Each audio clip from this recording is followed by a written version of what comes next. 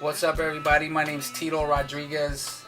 I'm from the city of Long Beach, born and raised. I'm a producer, writer, I guess you could say full-on artist now.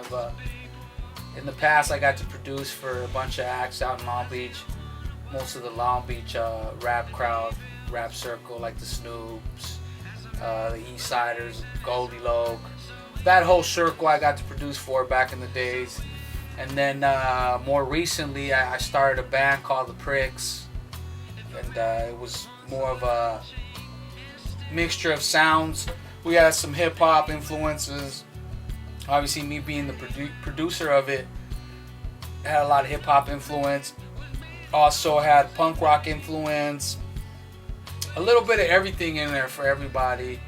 And now Tito Rodriguez has, I started my own solo stuff. I'm dropping my first solo album real soon here. So I've pretty much come full circle in the music game. I went from just being a full-on producer to writing songs to now performing songs. So that's who Tito Rodriguez is at the moment. I'm probably soon going to be an actor, so you might see me on the big screen soon. Some of the past production credits I got go as far as back as the Snoop Dogg album with when he was signed to No Limit, the Top Dog album. I did a song on there called 20 Minutes featuring Goldie Loke. I got another oldie on there that I did with Goldie on the East Sider record. It's called Doghouse. I also did some stuff on a Hustler movie that Snoop put out. Got a track on there. I don't remember the names, the title's too good on that kind of stuff. Also, I got to work on a song called I Love It. Snoop and the East Siders was a pretty big radio hit out in LA, California. That's probably, I would say, some of them, the bigger ones that I got to do. I got a few on some movies and stuff like that, but I don't remember the names. But yeah, those will probably be the bigger ones in my career as of now. The story behind The Pricks is kind of pretty cool, actually. When I was producing for Goldie and the East Siders, I had this guy named Sean who was partners in the business side of things. And when they went on to do their own thing, I went on to do my own thing. So I was just producing around Long Beach and around LA, California, right?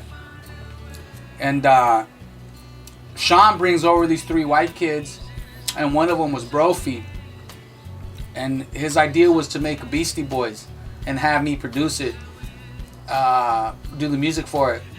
So he brought these 3 white kids, and the other 2 dudes, I don't even remember who they were. Me and Brophy hit it off, and we became good friends. And Brophy actually came down after the following day by himself and told me, hey, you know what, Sean's cool and all that, but man, what's it gonna take for me to work with you, just on a one-on-one basis? I'm not trying to be Beastie Boys, let's work.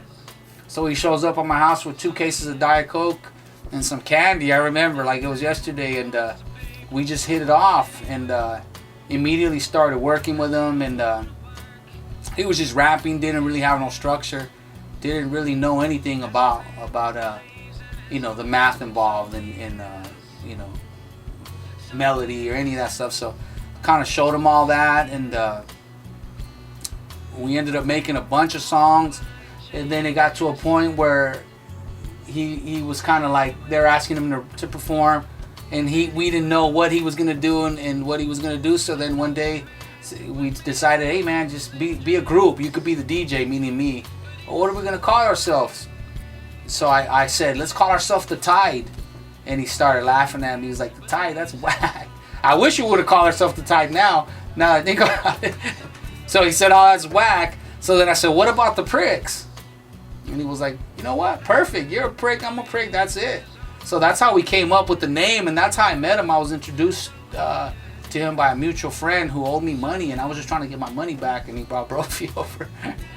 Us as a band, we're pretty fortunate. We got to go to Hawaii a few times. We got to travel through California.